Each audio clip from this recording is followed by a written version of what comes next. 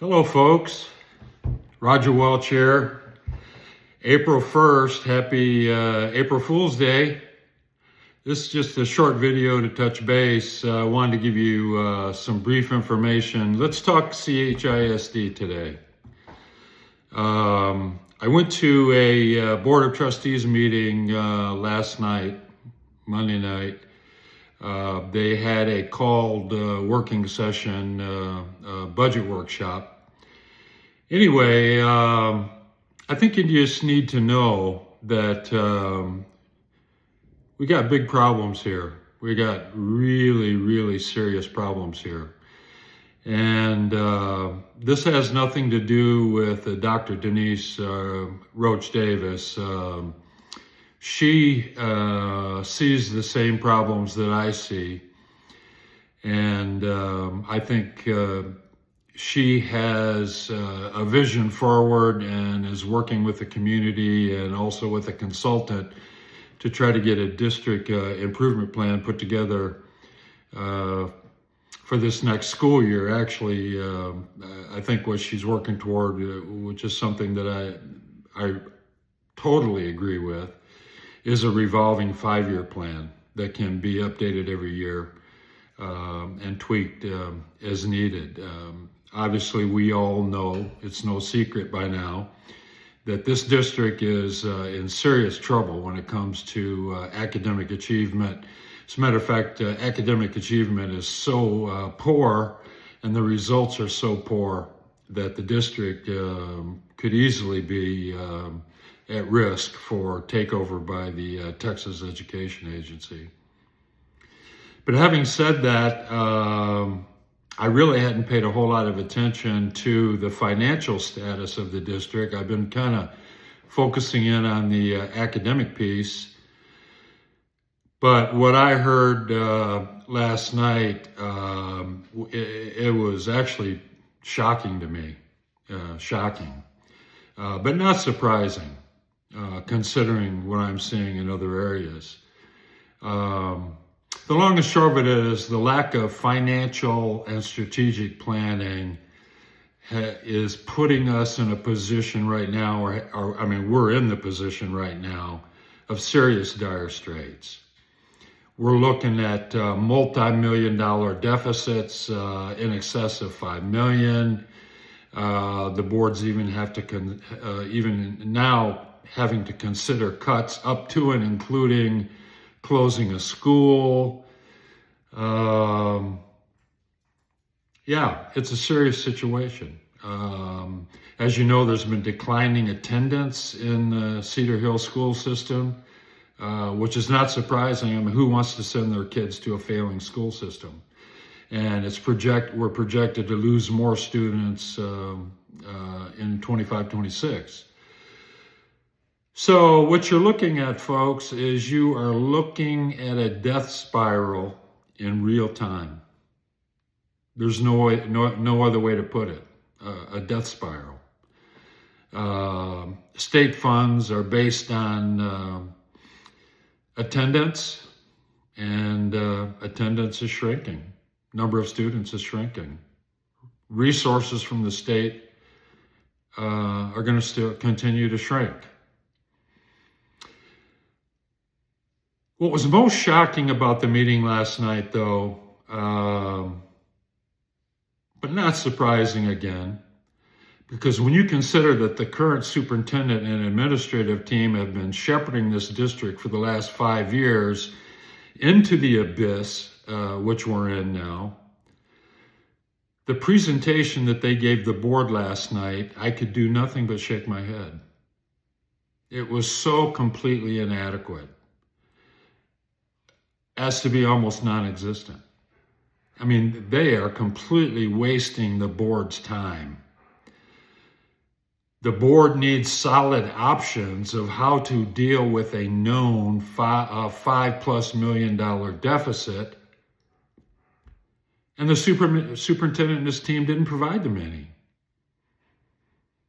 The board has to end up talking about taking meat cleaver cuts, like just 10% off the top, which still is not going to cover the deficit, without any analysis or indication of whether those cuts are going to continue to degrade the academic success of the school district. I mean, when the ship's going down, rearranging the chairs on the deck of the Titanic, it's not going to help. Not going to help. The ship's going down. Unless you have good leadership, and maybe too late at this point. Maybe too late at this point, because it's my understanding there's been multi-year deficits, and with that, the district is very vulnerable to TAA, the Texas Education Agency, coming in and taking a serious look. And who knows what would happen if that happens. But the superintendent and his academic team, they provided the board nothing.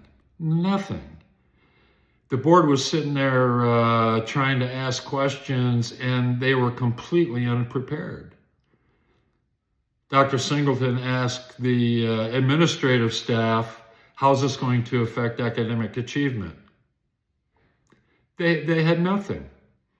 The best that one staff member would come up with is something about, it's going to affect software this way or that. Another one about how often we mow the grass, or how do we repair holes in the wall at a school. Are you kidding me?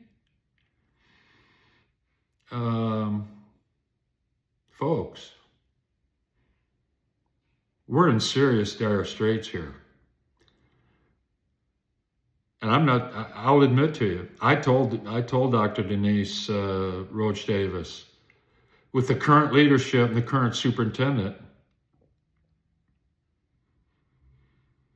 it's like taking a Cessna pilot, putting them in an F-16 and expecting them to fly it. It's not going to happen. They're going to crash it. It's inevitable. The same people that got us into this situation are not going to get us out. They're not. So the bottom line, in my opinion, until this superintendent and administrative team are dealt with and we get new leadership, we're just spitting in the wind.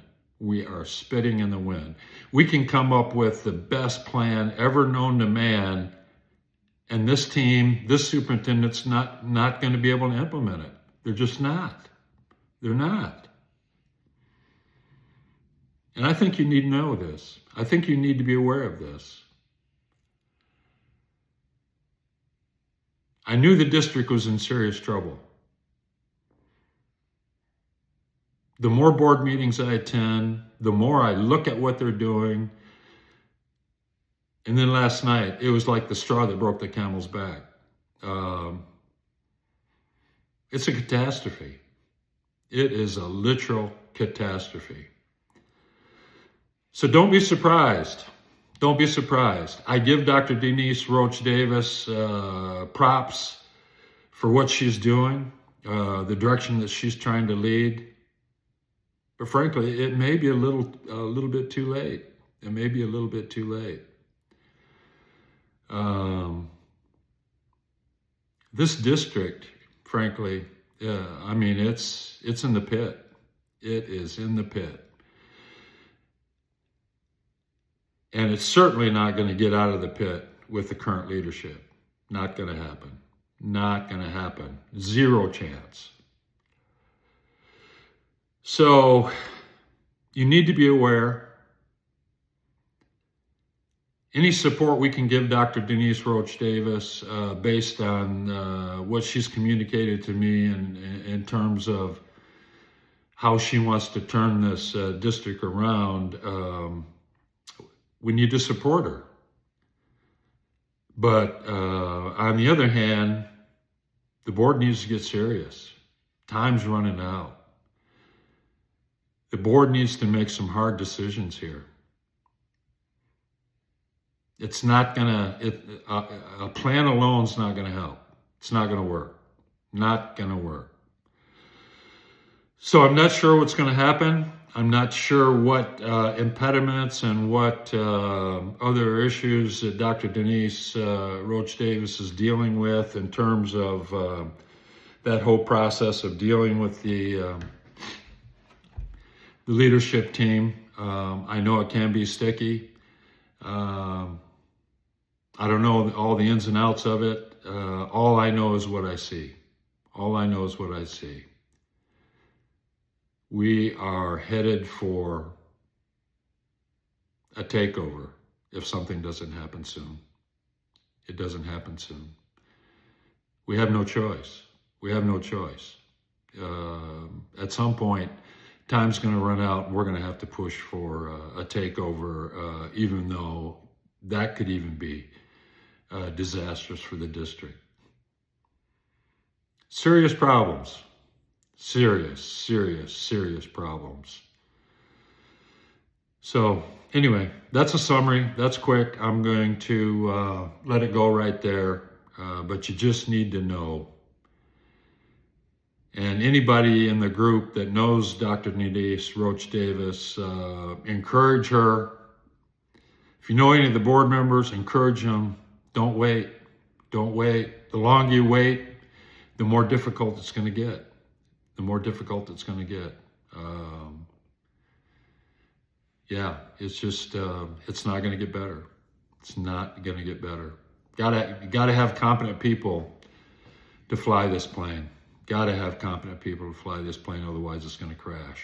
And it's on a downward trajectory right now, big time. Not sure when it's going to hit the ground, but it's inevitable the way things are going.